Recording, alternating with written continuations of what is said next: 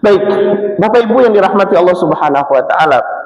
Pagi ini saya diminta untuk berbicara tentang sejarah Palestina. Ini materi berat sekali, Pak. Tapi menarik untuk dikupas di pagi hari karena seluruhnya sirah. Kalau kita bicara sejarah Palestina, kita perlu narik ujungnya itu di Ibrahim alaihissalam. Bahkan ada yang menarik di ujungnya itu di Nabiullah Adam alaihissalam. Oke, narik di Nabiullah Ibrahim alaihissalam. Jadi kita perlu membicarakan sirah Palestina itu sejak zaman Nabiullah Ibrahim alaihissalam sampai hari ini. Kira-kira itu bisa nggak dalam waktu 30 menit ke depan ini? Saya berbicara kitab Al-Bidayah wa Nihayah di beberapa tempat. Kalau di Sidoarjo ini di Taman Dika dengan di Masjid Pondok Mutiara.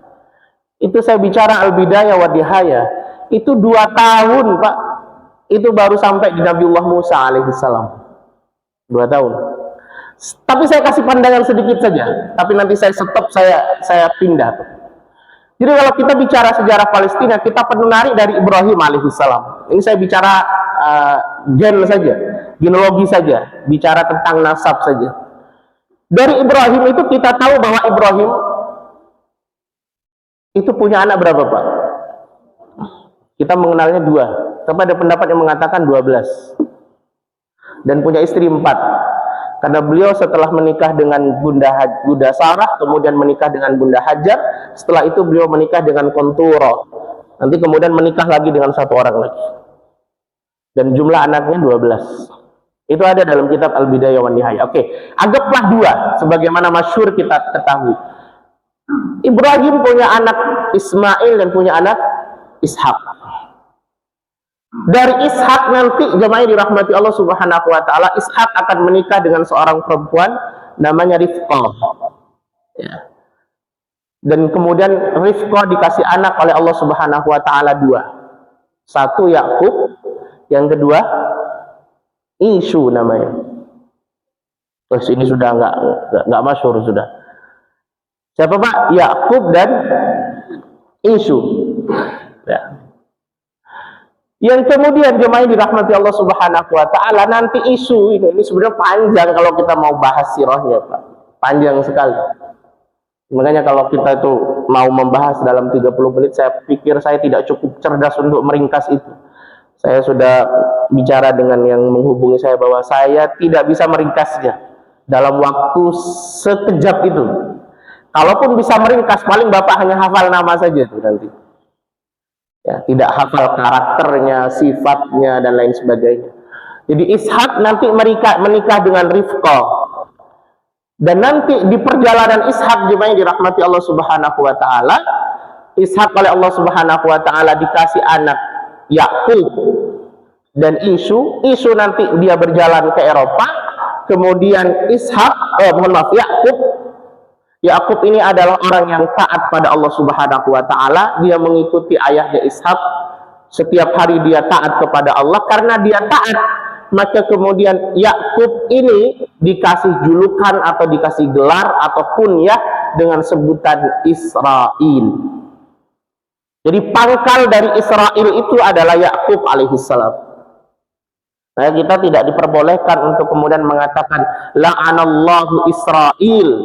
Semoga Allah melaknat Israil. Karena sebutan Israil itu pangkalnya itu ada pada Nabiullah Yakub alaihissalam. Isra itu artinya hamba yang taat. Il itu artinya Allah Subhanahu wa ta'ala. Jadi Israil itu artinya hamba Allah. Sama dengan kalimat Jibril, Mikail, Israfil, Israel, Ismail. Itu sebenarnya il yang ada di situ itu adalah Allah Subhanahu wa ta'ala. Maka jemaah yang dirahmati Allah Subhanahu wa ta'ala, Yakub kemudian nanti di masa dewasanya beliau akan hijrah ke Haran. Di Haran beliau menemui paman beliau namanya Laban. Laban dia punya anak 2, ada yang mengatakan punya anak 4, tapi ada yang mengatakan punya anak 2. Dan setiap anak oleh Laban dikasih pembantu satu-satu. Anak pertamanya namanya Lia, anak kedua namanya Rahil. Lia itu tidak lebih cantik daripada Rahil. Ya. Kemudian Lia punya pembantu atau punya apa bahasa gitu, punya rewang Pak, namanya Zulfa. Kemudian siapa ini, Rahil punya pembantu namanya Bilha. Oh, dosa susah ini Pak, susah ingatnya kan Pak. Ini berarti bicara masih soal nama. Maka nanti kemudian Nabiullah Yakub alaihi salam akan menikah atau dinikahkan dengan Lia pertama. Setelah menikah dengan Lia, beliau punya anak 4, namanya Ruwaibil, Syamun, Lawi, dan Yahuda.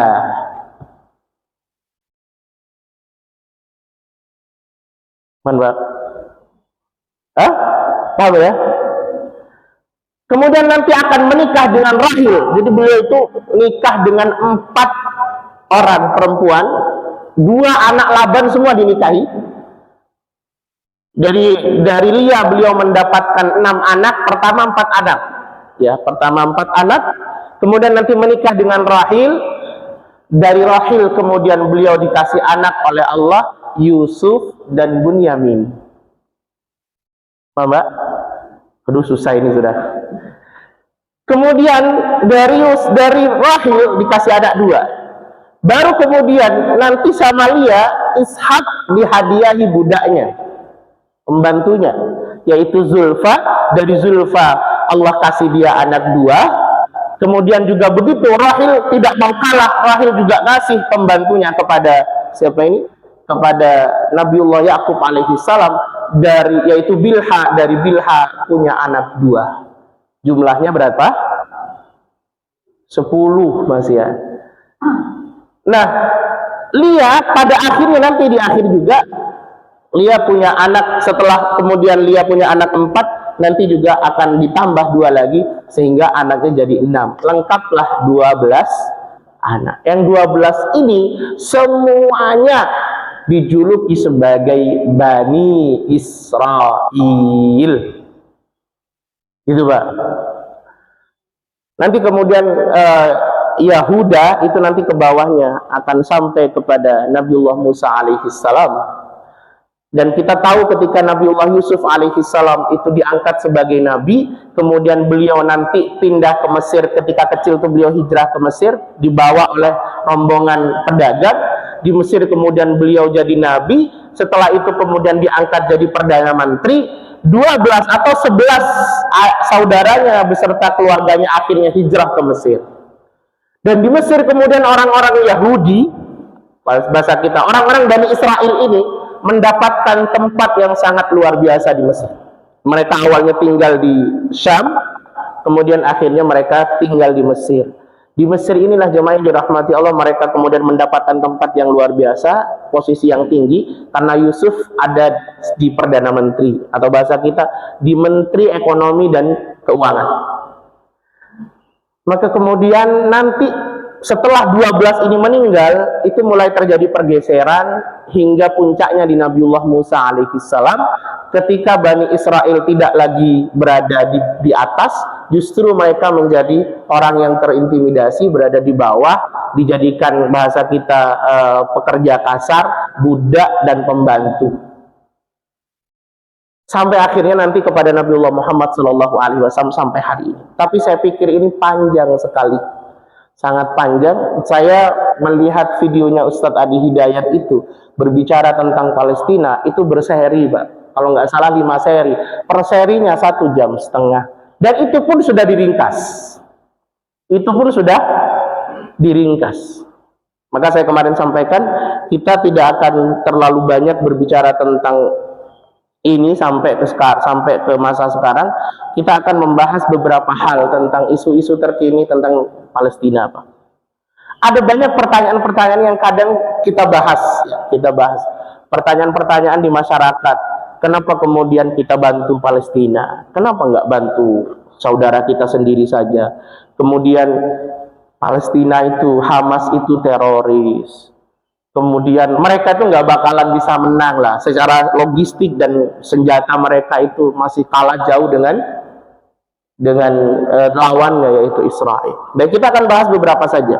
4 sampai 5. Karena saya nanti jam 6 harus ke Asam Rawo, Pak, karena saya juga ngisi sirah di situ. Jadi saya mungkin sampai jam 5 lebih dikit kita selesai. Baik, jemaah yang dirahmati Allah Subhanahu wa taala. Pertama kita akan bahas kenapa kita perlu bahasa kita membantu Palestina yang hari ini sedang dijajah oleh Israel. Saya secara pribadi agak kurang setuju ketika kita menggunakan narasi membantu. Karena kalau membantu itu berarti dari top down, ya Pak. Dari yang lebih baik kepada yang kurang baik.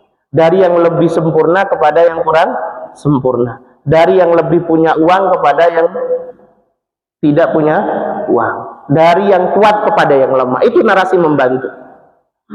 Saya jemaah yang dirahmati Allah Subhanahu wa taala termasuk yang tidak setuju penggunaan dengan narasi membantu.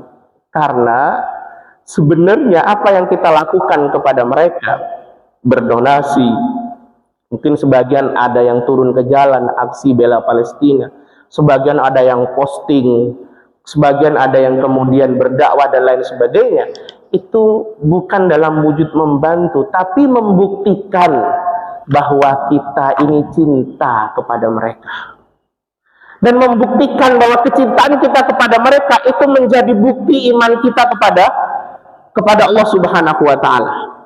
Cuma yang dirahmati Allah Subhanahu wa taala, karena kita tidak dalam kapasitas bahwa kita lebih baik dibanding mereka. Enggak. Bapak Ibu bisa bayangkan bahwa mereka itu adalah pilihan-pilihan Allah yang oleh Allah memang dilahirkan di tanah yang sangat luar biasa. Kalau kita mengkaji sirah dari Nabiullah Adam alaihissalam sampai baginda Rasul, kita akan mendapati sebagian besar para nabi itu mereka pernah menginjakkan kaki di tanah Syam. Jadi Palestina itu Pak, itu tanah Syam. Ya, Syam itu ada 4 negara. 1 Palestina, yang kedua Yordan, yang ketiga Libanon, yang keempat Syria.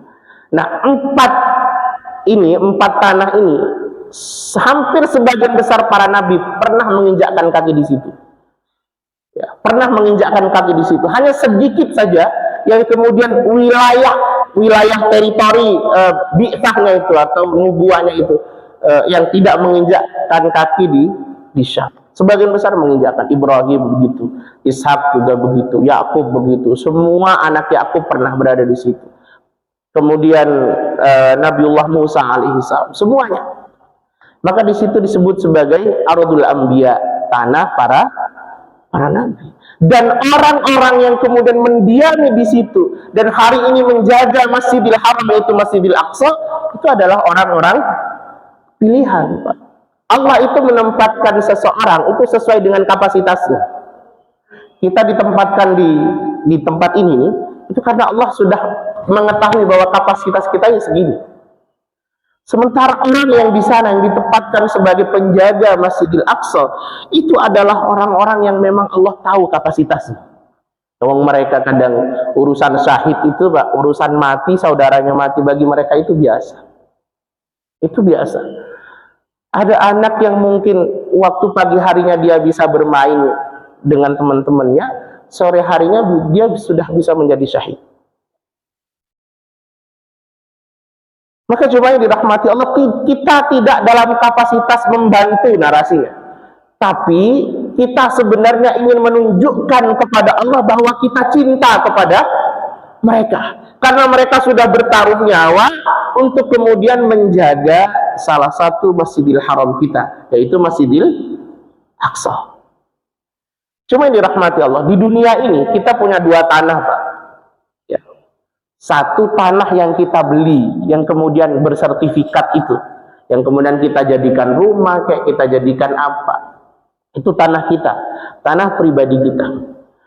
Tapi kita juga punya tanah yang kedua, namanya tanah iman kita. Tanah iman itu, jemaah yang dirahmati Allah, itu tanahnya semua orang yang punya iman. Semua orang yang meyakini bahwa Allah adalah Tuhannya dan Muhammad adalah Rasulnya, maka dia memiliki tanah iman itu. Tanah iman itu, kata para ulama, ada 4 setidak-tidaknya. Yang pertama adalah Masjidil Haram. Masjidil Haram itu Pak, itu bukan punya kerajaan Arab, itu punya muslimin. Kerajaan Arab hanya diberikan amanah untuk mengelola, tapi tidak memiliki. Itu wakaf punya muslimin. Itu punya muslimin. Dan kita kemudian punya kewajiban untuk menjaganya.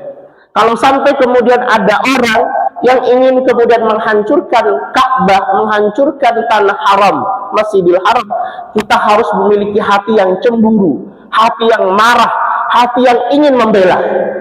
Karena itu tanah iman kita. Maka patut dipertanyakan imannya seseorang ketika tanah haramnya, tanah imannya kemudian mau diambil sama orang lain dengan cara yang tidak hak, tapi hatinya tidak cemburu. Hatinya biasa-biasa saja. Jadi tanah iman kita yang pertama Masjidil Haram, yang kedua Masjid Nabawi, yang ketiga Masjidil Aqsa, baru yang keempat tanah Yaman. Nah, cuma yang dirahmati Allah Subhanahu wa Ta'ala, sama kita ini juga punya ibu dua. Pertama, ibu kandung kita. Ibu kandung kita, itu ibu kita. Yang kedua, itu ibu iman kita. Siapa itu? Ummahatul Mukminin. Semua istri Nabi itu adalah ibu kita. Maka setiap ada istri Nabi disebut, itu kalimatnya Ummahatul Mukminin atau Ummul Mukminin. Aisyah itu adalah Ummul Mukminin. Setiap orang yang beriman, dia beribu dengan Bunda Aisyah. Setiap orang yang mengaku bahwa dirinya adalah orang yang yakin kepada Allah dan yakin kepada Rasulullah, maka dia beribu kepada Bunda Khadijah. Maka siapa saja yang kemudian jemaah dirahmati Allah berani menghujat, berani menghina, berani mengejek ibu iman kita, hati kita perlu cemburu. Ya kan? Maka kalau ada golongan, kelompok yang kemudian dia menghujat Bunda Khadijah, atau menghujat Bunda Aisyah, atau menghujat Bunda Ummahatul Mukminin yang lain, kita perlu punya hati yang merasa marah, merasa cemburu, merasa tidak terima. Karena itu adalah ibu iman kita. Sama dengan tanah iman kita juga begitu. Kalau tanah iman kita ini mau direbut oleh orang yang kemudian tidak punya haknya, maka kita mesti punya hati yang cemburu, hati yang marah, hati yang perlu membela. Maka pembelaan itu, jemaah dirahmati Allah, itu bermacam-macam bentuknya. Kalau saudara-saudara kita yang ada di Palestina, itu pembelaannya langsung Pak, dia menjaga dengan berperang. Saya mendapatkan kabar beberapa hari yang lalu bahwa yang meninggal sudah lebih dari berapa? 11.000. Sekarang sudah bertambah luar biasa.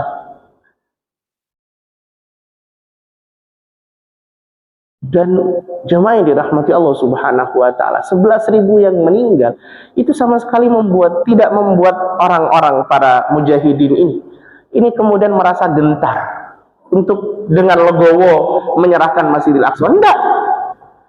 Mereka masih tetap yakin bahwa suatu saat mereka bisa membebaskan Masjidil Aqsa, dan kita kaum muslimin, kaum mukminin itu bisa masuk ke Masjidil Aqsa itu dengan aman, tanpa harus kemudian masuk melalui jalur administrasi Israel. Bapak kalau ke Masjidil Aqsa itu Bapak harus melewati pos-pos yang dijaga oleh tentara Israel hari ini. Nah, cuma ini dirahmati Allah Subhanahu wa Ta'ala, kelak kita akan bisa memasuki tempat itu aminin, mutmainin, aman, tenang. Dan itu bagian dari janji Allah Subhanahu wa Ta'ala. Maka Bapak Ibu jamaah yang dirahmati Allah Subhanahu wa Ta'ala, kalau kita kemudian hari ini berdonasi kepada mereka, itu tidak dalam kapasitas kita membantu, tapi kita ingin membuktikan bahwa kita cinta kepada mereka karena mereka sudah menjaga amanah, menjaga Masjidil Aqsa dengan darah mereka, dengan nyawa mereka. Cuma yang dirahmati Allah Subhanahu wa Ta'ala. Kan ada satu kaidah yang baginda Rasul sampaikan kepada kita. bahwa kita kelak di surga bersama orang yang kita cintai. Jadi kalau kita cinta kepada mereka, kemudian kita kirim logistik, kemudian kita bantu mereka dengan men-share tentang informasi-informasi, mendoakan mereka. Saya pikir tadi kunut itu Pak, kunut nazilah Pak. Itu kalau nanti kemudian besok itu bisa ditambahkan dengan kunut subuh plus kunut nazilahnya. Tambahi kalimat Allahumma ansur ikhwananal mujahidin wal mustadafina fi Falastin, Allahumma ansurhum nasran aziza, dan lain sebagainya. Itu penting. Kita sudah mengangkat tangan, tambahin, sehingga kita berdoa untuk diri kita sendiri dan juga berdoa untuk saudara-saudara kita yang ada di Palestina. Karena kita paham bahwa Allah itu menempatkan orang nanti di surga sesuai dengan siapa yang dia cintai. Dan Ahlul Gaza, orang-orang yang ada di Gaza itu, yang berada di barisan terdepan membela Palestina, membela Masjidil Aqsa, itu adalah orang-orang yang Allah kasih nikmat, Pak. Nikmat apa? Nikmat syahid. Bukankah kita selalu membaca salah satu ayat di dalam Quran, di dalam surah Fatihah, itu kalimatnya ihdinas siratal mustaqim. Tunjukkanlah kepada kami jalan yang lurus. Tafsir dari ayat ini Pak merujuk kepada ayat berikut, ayat yang lain. Siapakah orang-orang yang kemudian mendapatkan jalan yang lurus itu? Dia adalah an'amallah, orang-orang yang dikasih nikmat oleh Allah Subhanahu wa taala, minas siddiqin, dari orang-orang yang jujur, minan nabiyyin, dari para nabi, wasiddiqin, dari para orang-orang yang jujur, wasyuhada, dan orang-orang yang syahid. Itu oleh Allah Subhanahu wa taala dikasih nikmat untuk kemudian langsung masuk ke dalam surganya Allah Subhanahu wa taala. Dan kita berharap karena kita cinta kepada mereka, kita bisa nempel sama mereka, Pak. Kita bisa nempel sama mereka. Anak-anak Gaza hari ini itu paginya bisa bermain di dunia, sorenya bisa bermain di surganya Allah Subhanahu wa taala. Maka kita mencintai mereka dan kita berharap kita bersama mereka nanti di surganya Allah Subhanahu wa taala. Dan ada satu kaidah di dalam Quran, Pak, yang perlu kita kemudian pahami bersama, di mana Allah itu mengatakan in ahsantum li anfusikum. Kalau kalian berbuat baik, taat sama Allah, mengerjakan sholat, menjaga puasa, menjaga zikir, menjaga baca Quran, maka sebenarnya kebaikan itu untuk dirimu sendiri. Jadi sholat kita itu untuk kita, Pak. Jangan pernah berpikir bahwa ketika kita sholat itu Allah butuh sama sholat kita. Enggak. Allah itu dengan sholat, kita sholat mau nggak sholat, Allah tetap begitu. Kekuasaan Allah absolut, tidak terkurangi dengan hanya kita nggak sholat. Kenapa kita masih disuruh sholat? Karena sholat, puasa, berzikir, baca Quran, dan ketaatan yang lainnya itu efek kebaikannya akan sampai kepada kita sendiri. In ahsantum li anfusikum. Kalau Bapak hari ini membantu tetangga, membantu fakir miskin, membantu anak yatim, atau kemudian Bapak menunjukkan kecintaannya dengan mengirim logistik, berdonasi, kemudian memberikan kabar tentang Palestina kepada orang lain, itu jangan berpikir bahwa yang mendapatkan manfaat itu adalah orang yang dibantu. Mereka memang terbantu, tapi yang paling mendapatkan manfaat siapa? Diri kita sendiri, jemaah yang dirahmati. Diri kita sendiri. Jadi kalau Bapak lewat ada orang kok kayaknya nalongso gitu, kemudian Bapak bantu dia, kasih duit katakanlah 5.000 atau 10.000, ini Pak buat makan, itu yang ada dalam pikiran kita. Jangan berpikir bahwa yang mendapatkan manfaat pertama kali itu adalah dirinya. Dia mungkin terbantu, iya, tapi yang mendapatkan manfaat terbesar siapa? Kita. Sama dengan kasus hari ini ketika kemudian kita berdonasi kepada Palestina, kemudian kita membela mereka, kemudian kita mendoakan mereka.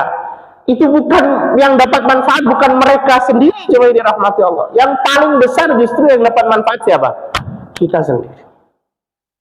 Maka ini adalah bukti kecintaan kita kepada mereka, dan bukti bahwa kita juga ikut menjaga tanah iman kita. Karena nanti kita akan ditanya di hadapan Allah Subhanahu wa Ta'ala.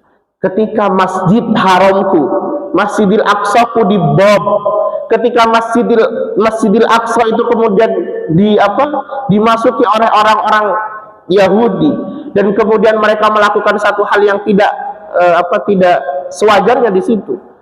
Mereka kemudian merongrong di situ. Apa yang kemudian kau lakukan? Kita punya jawaban itu di hadapan Allah Subhanahu wa Ta'ala. Ya Rabb, aku memang tidak bisa secara langsung untuk kemudian datang ke sana dan membela, tapi dari jauh ya Rabb, aku terus berdoa. Aku terus kemudian mengirimkan logistik, ikut terlibat dalam kegiatan-kegiatan yang mendukung mereka. Setidaknya itu yang bisa kita jawab kepada Allah Subhanahu wa Ta'ala. Kemudian yang kedua, Ustadz, saya pernah ditanya, apa mungkin Palestina itu bisa menang dengan keadaan yang sekarang? Dari sisi apapun mereka itu tidak lebih unggul daripada Israel. Mulai dari sisi amunisi, jumlah prajuritnya, kekuatan medianya, dan lain sebagainya, mereka tidak lebih banyak dan tidak lebih besar dibandingkan musuhnya Israel. Cuma jemaah yang dirahmati Allah Subhanahu wa Ta'ala, kalau kita membaca surah Al-Isra ayat keempat, ayat kelima, ya, فَإِذَا جَاءَ وَعْدُ أُولَاهُمَا بَعَثْنَا عَلَيْكُمْ إِبَادًا لَنَا. Dan kami tetapkan terhadap Bani Israel dalam kitab itu, kamu pasti akan berbuat kerusakan. فَإِذَا جَاءَ وَعْدُ أُولَاهُمَا, apabila janji itu telah datang, ya, yaitu berupa hukuman bagi orang-orang Bani Israel dari kejahatan mereka yang pertama dan kedua. Apa kata Allah Subhanahu wa Ta'ala? Ba'athna 'alaikum ibadan lana, kami akan utus di tengah-tengah mereka ibadan lana, hamba-hamba kami yang perkasa, uli ba'sin syadid, ya, fajasu khilalad diyar, yang kemudian hamba itu akan kemudian memenangkan dan merajalela di kampung-kampung, menguasai tanah-tanah yang ada di Palestina. Wa kana wa'dam maf'ula, dan janji itu pasti akan dilakukan dan ditepati oleh Allah Subhanahu wa Ta'ala. Cuma yang dirahmati Allah, memang hari ini kita melihat secara jumlah, secara amunisi, secara logistik mereka lebih kecil. Tapi mereka punya satu kekuatan besar yang tidak dimiliki oleh orang-orang Israel. Apa itu? Kekuatan wahyu, atau yang kita kenal dengan kekuatan mubasyirat. Bahwa mereka yakin Allah berjanji suatu saat kita akan dimenangkan. Saya sedikit cerita dulu. Kita tahu dalam sirah baginda Rasul, ada satu fase di mana baginda Rasul waktu itu pernah berhadapan dengan orang kafir Quraisy dengan jumlah yang 3 kali lipat lebih besar. Terjadi ketika perang Khandaq. Bapak tahu perang Khandaq? Tahu ya? Perang apa itu? Perang Parit atau perang Ahzab. Kenapa disebut Ahzab? Karena waktu itu orang kafir Quraisy itu menggalang kekuatan dari banyak hizib-hizib, dari banyak kabilah-kabilah, dari banyak suku-suku, sehingga kemudian yang datang ke Madinah itu prajuritnya berjumlah 10.000 orang. Sementara orang-orang Madinah waktu itu hanya 3.000. Kekuatan mereka jauh dibandingkan orang-orang kafir Quraisy. Waktu itu kemudian Salman Al-Farisi, beliau kemudian mengusulkan kepada baginda Rasul, karena Salman ini termasuk orang Persia. Persia, kata Salman, dulu ya Rasulullah, kalau kami berperang dan jumlah kami kalah banyak, terpaut terlalu jauh, biasanya kami menggunakan parit ya Rasul, agar musuh-musuh kesusahan untuk masuk ke dalam. Paritnya itu, jemaah yang dirahmati Allah, itu panjangnya 5 km, kemudian lebarnya 6 meter, kemudian dalamnya 4 meter. Dalamnya 4 meter, lebarnya 6 meter, panjangnya 5 kilo. dan itu dikerjakan dalam waktu tidak kurang dari 10 hari. Coba ya, itu kalau ke hari ini itu perlu bego berapa, Pak? Waktu itu, karena memang waktunya sudah sangat mepet sekali, itu dikerjakan gotong royong oleh baginda Rasul dan kaum muslimin, akhirnya 10 hari selesai. Saya dari dulu itu masih berpikir bahwa padang Khandaq itu atau tempat di mana mereka berperang itu adalah padang pasir. Sehingga kalau digali, Pak, tidak terlalu berat. Namanya juga padang pasir, cepat. Beberapa bulan yang lalu, saya kemudian datang ke tempat itu yang kita sebut dengan Masjid Sab'ah kalau hari ini. Kalau Bapak umroh, biasanya nanti sama guide-nya ditunjukkan ke Masjid Sab'ah. Sab'ah atau 7 masjid itu adalah tempat pos-posnya kaum muslimin waktu itu ketika menjaga bari. Saya datang ke situ, betapa kagetnya saya karena ternyata itu bukan padang pasir, Pak. Daerah bebatuan. Coba bayangkan. Itu sepanjang itu, jadi kalau saya baru tahu bahwa ternyata yang digali itu yang persis menjadi jalan raya sekarang. Itu bebatuan sampai ke gunungnya, itu semua bebatuan. Dan menariknya lagi, ketika digali parit itu kaum muslimin dalam kondisi sedang kelaparan. Bapak kalau baca sirah, kita akan dapati bahwa setelah baginda Rasul hijrah dari Mekah ke Madinah, itu baginda Rasul baru merasakan kenyang itu ketika beliau sudah 7 tahun berada di Madinah. Muslimin itu baru kenyang ketika setelah 7 tahun. Sebelum itu mereka lapar. Karena dari Mekah ke Madinah, sampai di Madinah mereka harus memulai dari nol lagi, Pak. Gak punya apa-apa. Tapi setelah penaklukan Khaybar, barulah kemudian kaum muslimin bisa hidup dengan nyaman, tenang dan kenyang, karena waktu itu rampasan perangnya sangat besar sekali. Nah, ketika terjadi perang Khandaq itu, karena waktu itu terjadi di tahun keempat dari tahun Hijriah, itu belum kenyang, maka para sahabat dan begitu juga baginda Rasul waktu itu masih lapar, Pak. Saking dari laparnya beliau masih mengganjil tuh, Pak, dengan 1 kerikil, 2 kerikil, bahkan baginda Rasul secara khusus mengganjil dengan 3 kerikil. Saya jadi paham bahwa ternyata orang dulu itu ketika mengganjil perutnya dengan kerikil itu ada nasnya, Pak. Ada dasarnya. Dasar sirahnya ini. Baginda Rasul itu mengganjil. Nah, ketika proses penggalian itu ada peristiwa yang cukup menarik, bahwa waktu itu Salman Al-Farisi kemudian menemui sebongkah batu besar. Sebongkah batu besar yang tidak bisa kemudian dihancurkan. Dipukul berkali-kali gak bisa hancur. Maka kemudian Salman Al-Farisi matur secara khusus kepada baginda Rasul. Beliau mengatakan, ya Rasulullah, ini ada batu besar, gak bisa kami hancurkan. Kata baginda Rasul, kalau begitu saya yang akan hancurkan. Beliau ngambil kudum itu kapak bahasa kita, Pak. Diambil kapaknya beliau, kemudian beliau pukul tuh batu. Pukulan pertama, tiba-tiba keluar kilatan cahaya, Pak. Bersamaan dengan keluarnya kilatan cahaya itu, baginda Rasul bilang begini, Allahu Akbar, Maha besar Allah, sungguh aku telah diberi kunci Persia. Kemudian dipukul kedua kali, keluar lagi kilatan cahaya itu, dan baginda Rasul bilang, Allahu Akbar, kata baginda Rasul, aku telah diberi kunci Romawi. Bapak tahu Persia dengan Romawi di saat itu imperium besar yang tak terkalahkan, yang dunia ini dipetak jadi 2 sama mereka. Ini bagian Romawi, ini bagian Persia, dan mereka saling kemudian rivalitas sudah tahunan, lumayan lama, berabad-abad. Tapi mereka 2 imperium besar yang menguasai dunia waktu itu. Tapi kalimat baginda Rasul, aku diberi oleh Allah kunci Persia. Aku diberi oleh Allah kunci Romawi. Bahkan yang terakhir, ketika kemudian dipukul yang ketiga, batu itu hancur, kemudian keluar lagi kilatan cahayanya, baginda Rasul bilang, Allahu Akbar, aku diberi oleh Allah kunci Yaman. Lengkap sudah, Pak.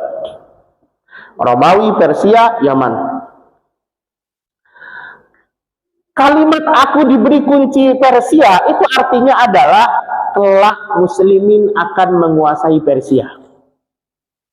Aku diberi kunci Romawi, itu artinya kelak muslimin akan menguasai Romawi. Begitu juga dengan Yaman. Coba Bapak Ibu bayangkan, di tengah kondisi kelaparan begitu, tiba-tiba baginda Rasul mengatakan begitu, dan para orang yang mendengar paham dengan arti itu semuanya takjub.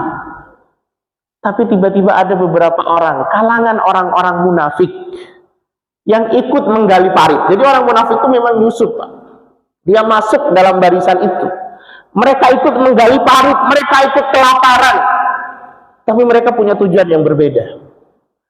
Orang munafik yang hadir di majelis itu dan mendengar kalimat itu, tiba-tiba mereka berseloroh. Muhammad, mulai halu dia, bahasa kita. Mulai gila dia. Dia bicara tentang penaklukan Persia, penaklukan Romawi, penaklukan Yaman. Padahal hari ini urusan perut saja kita nggak selesai. Coba. Urusan perut, masih kelaparan waktu itu. Jumlah mereka masih sedikit, mereka masih kelaparan, tapi baginda Rasul bicara tentang penaklukan Persia, Romawi, Yaman. Kelak mereka akan berada pada kekuasaan kaum muslimin. Itu orang munafik berkomentar. Jangan-jangan kita masuk bagian komentar itu, yang mengatakan bahwa gak mungkin lah Gaza itu bisa menang. Gak mungkin. Secara amunisi mereka lebih sedikit, secara jumlah mereka lebih sedikit, secara kekuatan mereka lebih sedikit. Baginda Rasul pernah dulu melakukan itu. Dan orang munafik berkomentar, Muhammad mulai gila dia, mulai halu dia. Dia bicara tentang penaklukan ini dan itulah, sekarang urusan perut saja kita nggak selesai. Tapi Bapak Ibu bisa buka lagi sirahnya itu tentang perang Khandaq. Beberapa tahun setelah itu, ketika baginda Rasul meninggal, kemudian diganti oleh Abu Bakar. Abu Bakar meninggal, diganti oleh Umar ibn Khattab. Amirul Mukminin naik sebagai khalifah. Maka saat itu 3 kalimat baginda Rasul ini semuanya terjadi. Romawi, Persia, Yaman waktu itu berada di bawah kekuasaan kaum muslimin. Bahkan ketika Umar ibn Khattab naik sebagai Amirul Mukminin, kekuasaan kaum muslimin waktu itu mencapai 1/3 dunia. Coba bayangkan. Kenapa mereka masih yakin? Karena mereka yakin bahwa yang keluar dari lisan baginda Rasul itu bukan kalimat belaka. Itu adalah petunjuk wahyu yang pasti akan terjadi. Sama ketika kemudian Allah mengatakan kepada kita hari ini, فَإِذَا جَاءَ وَعْدُ أُولَاهُمَا بَعَثْنَا عَلَيْكُمْ عِبَادًا لَنَا أُولِي بَأْسٍ شَدِيدٍ فَجَاسُوا خِلَالَ الدِّيَارِ وَكَانَ وَعْدًا مَفْعُولًا. Itu sebenarnya kalimatnya final, tinggal tunggu waktu. Maka kenapa sekarang Ahlul Gaza, Ahlul Palestina itu tidak menyerah sampai hari ini, ketika mereka kemudian mengalami kerugian yang luar biasa, ada banyak yang meninggal, ada banyak yang hancur dan lain sebagainya, mereka masih yakin bahwa janji Allah ini pasti terjadi. Mereka yakin Allah akan mengirimkan prajurit-prajurit, orang-orang pilihan yang kelak kemudian bisa memenangkan Ahlul Gaza dan Ahlul Palestina. Maka kekuatan ini yang membuat mereka tetap tegar. Sama kayak kita deh sekarang. Saya tanya sama Bapak Ibu sekalian, Bapak Ibu sudah sholat berapa tahun? Ayo, ini yang masih umur-umur belasan tahun ini, ada belasan tahun enggak sih? Nah, ini kan masih belasan tahun semua nih Pak. Ada yang umur 50 sekarang? Nggak ada kayaknya. Banyak. Kalau kita umur hari ini 60 tahun, kita balik umur 12 tahun, kita sudah sholat sekitar 48 tahun. Pertanyaan saya, nggak bosan tak? 48 tahun Pak. Sholat 48 tahun. Sehari 5 kali. Itu berarti kalau kali 365 kali 5 kali 48. Itu kira-kira berapa? Saya kasih Bapak tidur di hotel, gak usah lama-lama, setahun, bosan enggak? Bosan. Tapi kenapa kalau sholat bertahun-tahun lamanya Bapak masih tetap sholat? Apa kira-kira? Hah? Kewajiban loh, banyak kewajiban yang kita tinggalkan kok. Iya kan? Ada banyak kewajiban yang kita tinggalkan. Tapi kenapa kemudian kita nggak bosan dengan sholat? Karena di dalam benak kita nih Pak, ada satu keyakinan bahwa kalau kita sholat, kelak kita masuk surga. Iya kan? Kalau kita nggak sholat, kelak kita masuk neraka. Keyakinan itu ada di dalam benak kita ini. Dalam pikiran kita, dalam hati kita tuh keyakinan itu ada. Karena keyakinan itu ada, kita nggak pernah nyerah. Setiap ada azan kita selalu datang. Pokoknya mau sakit, nggak sakit, kita datang dan nggak pernah merasa bosan. Nggak pernah kita katakan setahun ini aku mau cuti sholat. Nggak. Kenapa? Karena dalam benak kita yakin ada mubasyirat namanya. Ada kabar gembira. Kalau kita sholat Allah kasih surga. Kalau kita puasa Allah kasih surga. Kalau kita nggak sholat Allah kasih neraka. Sama dengan Ahlul Gaza, dengan Ahlul Palestina ini Pak. Mereka yakin, seyakin-yakinnya janji Allah akan datang. Maka mereka nggak bosan untuk setiap hari terus begitu. Setiap hari mereka nggak bakalan menyerah. Karena mereka masih yakin janji Allah itu pasti datang. Maka kalau hari ini kita masih bertanya, apakah bisa mereka kemudian menang? Padahal secara kekuatan mereka jauh lebih sedikit. Itu sama dengan kalimatnya orang munafik yang tadi itu Pak. Nah Muhammad tuh gila. Dia berbicara tentang penaklukan sementara urusan perut haja hari ini kita nggak selesai. Padahal kaum muslimin yang mendengar itu semuanya yakin kalimat Rasul itu kalimat wahyu. Maka itu berarti kita nanti tertakdir sebagai orang yang akan menguasai Persia, Romawi, dan Yaman. Maka itu akhirnya kaum muslimin tidak pernah menyerah walau jumlah mereka sedikit. Sudah sejak zaman dulu Pak. Zaman sejak baginda Rasul itu sampai hari ini, bahkan mungkin sebelum baginda Rasul, kaum muslimin itu secara jumlah selalu sedikit. Apa ini Pak? Suruh. Baru 2 Pak. Jangan Pak, saya punya jadwal Rizal. Jadi secara jumlah pasti selalu lebih sedikit. Kalau Bapak buka lagi perang tentang Arpaslan dengan Konstantinopel itu di Malazid, itu ya Allah, itu ratusan ribu banding puluhan ribu, bayangin. Tapi ternyata tetap saja jemaah yang dirahmati Allah itu muslimin menang. Jadi orang Yahudi itu paham betul ya. Zionis hari ini mereka tuh paham betul. Kalau mereka head to head itu pasti mereka kalah. Kalau head to head. Maka kenapa kemudian yang dikirimkan rudal, terus rudal. Karena mereka tahu kalau mereka head to head ketemu begitu, pasti mereka kalah. Kenapa seperti itu? Karena mereka tidak punya iman sebagaimana imannya Ahlul Gaza dan Ahlul Palestina. Mereka itu ketakutan Pak kalau ketemu sama orang-orang Palestina, orang-orang Hamas, prajurit-prajurit Hamas. Nah, maka jemaah dirahmati Allah Subhanahu wa taala. Itu yang akhirnya membuat mereka tetap sampai hari ini bertahan. Hari ini tetap tidak menyerah dan tidak pernah bosan untuk selalu membela dan menjaga Masjidil Aqsa. Kenapa? Karena mereka punya keyakinan bahwa suatu saat janji Allah itu pasti akan datang. Terakhir nih Bapak. Bapak tahu surah Al-Masad? Surah Al-Masad tahu? Halo, surah Al-Masad tahu? Apa? Tabbat yada Abi Lahab wa tab. Itu surah Al-Masad Pak. Kalau saya tanya, surah Al-Lahab tahu? Tahu pasti. Tapi kalau surah Al-Masad nggak banyak orang tahu. Padahal kalau Bapak cek tuh di Tabbat yada itu di atasnya itu Al-Masad. Cuma karena kita orang Indonesia Pak, cari gampangnya aja. Yang penting gampang Ustaz, surah Al-Lahab.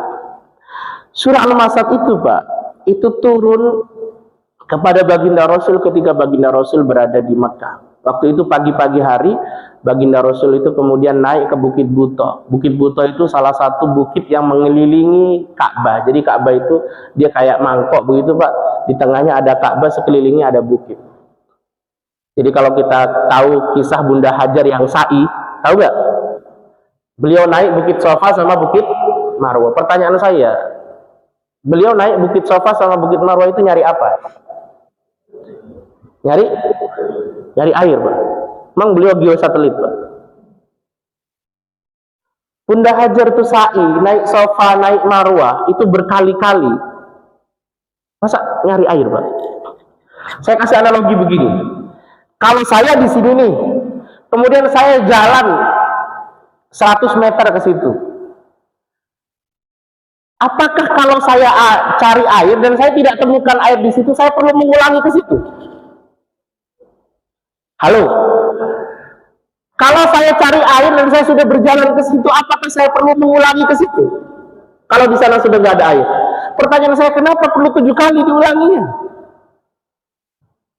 Di sana sudah tahu bahwa itu tidak ada air, kenapa harus diulangi? Dalam waktu yang tidak terpaut terlalu lama, artinya tidak terpaut 4 hari, 5 hari, terpautnya mungkin hanya jaman saja. Ya, apakah itu cari air? Hah? Nyari? Ngambil air di mana? Kata air di sini. Jadi analoginya kalau saya di sini, saya berjalan 100 meter di situ dalam rangka cari air, dan di sana saya sudah bisa pastikan 100 meter dari sini ke sana tidak ada air, maka nggak mungkin saya harus kembali ke tempat itu. Bunda Hajar itu kemudian naik Safa Marwah berkali-kali, itu bukan cari air, Bapak Ibu. Beliau itu cari bantuan. Kenapa cari bantuan? Karena ketika anaknya nangis, kemudian dia kelaparan, tidak ada air ASI yang kemudian bisa keluar, dia mencari air itu bukan kemudian mencari di tanahnya, Pak. Dia hendak naik ke atas Bukit Safa itu, karena dari atas Bukit Safa itu dia berharap dari ketinggian itu dia bisa melihat sejauh mata memandang, kira-kira di sana ada orang apa enggak. Kan kalau dari ketinggian kita bisa, jangkauan kita bisa lebih jauh. Ternyata ketika naik di Bukit Safa tidak ada orang di situ. Maka turunnya itu butuh waktu, karena itu medannya padang pasir, Pak. Kalau padang pasir itu kita melangkah sekali, kemudian kaki kita masuk ke dalam, ya kan? Naiknya lagi 2 kali itu beban sudah. Maka turun dari Safa itu butuh waktu. Kemudian berjalan ke Marwah, naik ke Marwah itu juga butuh waktu. Ketika di Marwah dilihat dari sebelah sana, kira-kira ada orang atau enggak. Kenapa 2 arah, Pak? Kenapa enggak kemudian 4 arah? Kenapa 2 arah? Karena Bunda Hajar paham bahwa ini Ka'bah nih, kayak gini. Hanya di sini dan di sini yang dijadikan sebagai rute, ada jalan. Karavan, kafilah, kemudian orang yang mau ke Syam, dari Yaman ke Syam, ini Yaman, ini ini Mekah, ini Syam ada di atas. Itu dari Yaman ke Syam, mereka harus lewat jalur ini. Maka saat itu beliau hanya mencari di sini dan di sini, Pak. Dari Safa turun butuh waktu, dari Safa ke Marwah butuh waktu, naik juga butuh waktu. Ketika di sana mengatakan tidak ada, Bunda Hajar berpikir, kalau tadi memang nggak ada di situ, siapa tahu sekarang ada, baliklah beliau ke situ. Maka dibalik jadi 2 kali. Oh ternyata nggak ada juga. Oh kalau di sana tadi nggak ada, sekarang mungkin ada, balik lagi. Terus begitu kalimatnya. Sehingga perjalanan 7 kali itu, Pak, itu bukan seperti hari ini yang kita setengah jam bisa selesai. Waktu itu mungkin butuh zaman. Karena beliau perlu istirahat, karena beban itu kan. Kalau sekarang kan marmer, Pak, sampai bisa lari sprint juga jadi masalah di situ. Kalau waktu itu padang pasir, perempuan lagi nggak bisa lari di situ. Beliau pelan-pelan itu, dan itu jadi butuh waktu. Karena butuh waktu itu diulangi. Siapa tahu tadi nggak ada, sekarang jadi ada, maka diulang. Kalau cari air ngapain masih diulangi? Tahu di situ nggak ada. Lagi pula Bunda Hajar kan bukan geosatelit, geolistrik yang bisa mendeteksi air, Pak. Ya kan? Beliau tahu, paham betul bahwa itu daerah tandus, tidak mungkin ada air di situ. Tapi beliau cari bantuan. Oke, saya lanjut. 5 menit lagi, Pak. Waktu itu baginda Rasul naik di atas bukit Buto. Kemudian baginda Rasul memanggil semua Bani Hashim. Bani Hashim itu adalah keluarga beliau. Ketika dipanggil, semua datang. Maka beliau mengatakan begini, bagaimana pendapat kalian kalau saya sampaikan kepada kalian bahwa di belakang bukit kita ini sudah bersiap pasukan perang musuh kita. Mereka menunggang kuda, siap untuk meluluh lantahkan dan menghancurkan kita semua. Kalian percaya atau tidak? Semua yang hadir mengatakan, bala ya Muhammad, tentu Muhammad kami percaya. Karena selama kami kenal dengan kamu, kamu gak pernah berdusta. Jadi orang kafir Quraisy itu urusan dunia mereka percaya. Tapi kalau urusan akhirat, lakum dinukum waliyadin, mereka tidak percaya. Bahkan Bapak boleh cek, baginda Rasul itu hijrah dari Mekah ke Madinah. Itu baginda Rasul masih nitip kepada Ali untuk memberikan dana modal investasi kepada orang-orang kafir Quraisy yang nitip kepada beliau. Jadi walaupun beliau itu sudah kemudian menjadi Rasul, sudah berdakwah Islam, orang-orang kafir Quraisy masih ada sebagian yang nitip modal kepada baginda Rasul. Karena baginda Rasul itu memang jago bisnis. Ini kisah panjang sekali, Pak. Maka mereka menjawab, tentu Muhammad kami percaya. Maka ketika mereka menjawab begitu, baginda Rasul bilang begini, maka berhati-hatilah kalian semua dengan datangnya azab Allah ketika kalian tidak mau beriman. Saat itu kemudian Abu Lahab begini, Pak. Apa begini ini? Apa? Ini kalau bahasa Inggrisnya nutting, Pak. Apa? Duting gitu ya. Sambil marah-marah protes dia bilang, tabbanaka ya Muhammad, celaka engkau Muhammad. Alihadza jama'tana, apakah karena urusan sekecil ini kamu harus mengumpulkan kami sepagi itu? Saat itu baginda Rasul tidak melawan, tidak merespon, tidak menjawab, justru baginda Rasul nunduk, Pak. Karena bersamaan dengan itu turun ayat Allah Subhanahu wa taala surah Al-Masad. Tabbat yada Abi Lahab watab. Celaka kedua tangan Abu Lahab dan benar-benar celaka. Ma aghna anhu maluhu wa makasab, apa yang dia miliki dan dia ikhtiari tidak berguna di sisi Allah. Saya selana ronda talahab, kelak dia akan masuk ke dalam api yang menyala-nyala, yaitu api neraka. Coba bayangin, Pak. Semua ayat tentang Al-Lahab atau Al-Masad ini berbicara tentang bagaimana Allah mengejek, menghina, merendahkan sampai memberi keputusan bahwa Abu Lahab masuk neraka. Ayat ini turun, keputusan ini turun, Allah buat, Allah sudah ketok palu, sementara Abu Lahab masih ada di depan Rasul, sehat, masih hidup dia. Tapi keputusan dia masuk neraka sudah keluar. Apa enggak bahaya, Pak? Bahaya ini. Keputusan dia masuk neraka sudah keluar, orangnya masih hidup. Bahkan kalau kita baca sirah, kita akan mendapati itu Abu Lahab. Sejak turunnya surah Al-Lahab ini, Abu Lahab masih punya hidup belasan tahun. Ini kalau kita, aku tak masuk Islam aja. Maka kalau Abu Lahab masuk Islam, kita perlu mendelete satu surat di dalam Quran, namanya surah Al-Masad. Karena orang yang sudah masuk Islam, dia nggak mungkin selamanya ada di neraka. Tapi keputusan sudah kadung dijedok, Pak. Walaupun pakai majelis kehormatan nggak bisa ternyata, karena sudah kadung dicedok, sudah kadung turun oleh Allah Subhanahu Wa Taala bahwa dia masuk neraka.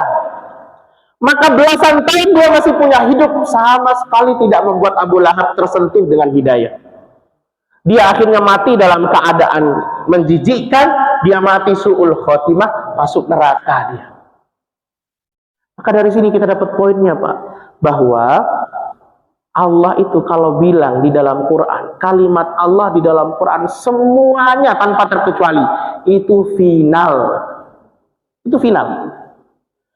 Tidak mungkin bisa direvisi, tidak mungkin bisa diamandemen, dan seluruhnya pasti terjadi. Kita mau sadar gak sadar, mau seneng gak seneng, suka gak suka, apa yang Allah sampaikan di dalam Quran itu pasti terjadi sebagaimana kalimat Allah di dalam surah Al-Lahab. Maka kalau begitu, ketika Allah bilang fa'idza jaa'a wa'du ulahuma, ba'atna 'alaikum ibadan lana uli ba'sin syadidin fajasu khilal ad-diyar wa kana wa'dan maf'ula. Itu tinggal nunggu waktu saja. Maka setelah kajian ini, saya berharap Bapak yang mendengar, jangan tanyakan lagi, apakah bisa ya Gaza itu menang atau tidak. Keputusannya sudah ada, hanya tinggal nunggu waktu. Itu mungkin yang bisa saya sampaikan jemaah yang dirahmati Allah. Mudah-mudahan bermanfaat. Saya mohon maaf kalau ada kesalahan. Kita tutup dengan bermunajat kepada Allah Subhanahu wa taala. Bismillahirrahmanirrahim. Alhamdulillahirabbil alamin. Hamdan yuwafi ni'amahu wa yukafi mazidah. Ya Rabbana lakal hamdu kama yanbaghi li jalali wajhika wa 'azimi sultanik. Allahumma salli ala sayyidina Muhammad wa ala ali sayyidina Muhammad. Allahumma ya Rabbana la tuzigh qulubana ba'da idh hadaytana wa hab lana min ladunka rahmah innaka antal wahhab. Rabbana zalamna anfusana wa illam taghfir lana wa tarhamna lanakunanna minal khasirin. La ilaha illa anta subhanaka inna kunna minadh dhalimin. Allahumma ij'alna wa auladana wa akhlana wa azwajana wa dhurriyyatina wa talamidana min ahli al-ilmi wa ahli al-khair wa la taj'alna wa iyyakum min ahli asy-syarri wad-dhair waj'alna wa iyyakum min ahli al-Qur'an wa ahli al-iman. Allahumma a'inna ala dzikrika wa syukrika wa husni ibadatik. Allahumma inna nas'aluka husnal khatimah wa na'udzubika min su'il khatimah.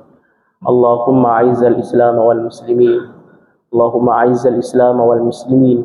Allahumma a'izzal Islam wal muslimin wa ahlikil kafarata wal zalimin. Allahumma ansur ikhwanana al mujahidin wal mustad'afin fi kulli makan. Allahumma ansurhum fi Gaza.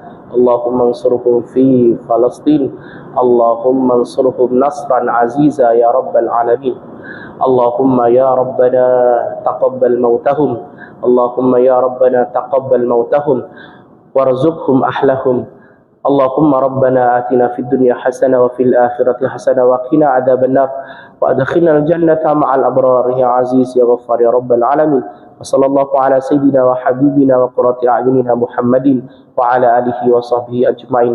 Walhamdulillahi rabbil alamin. Subhanakallahumma wa bihamdika asyhadu an la ilaha illa anta astaghfiruka wa atubu ilaik. Mohon maaf apabila ada kesalahan. Assalamualaikum warahmatullahi wabarakatuh.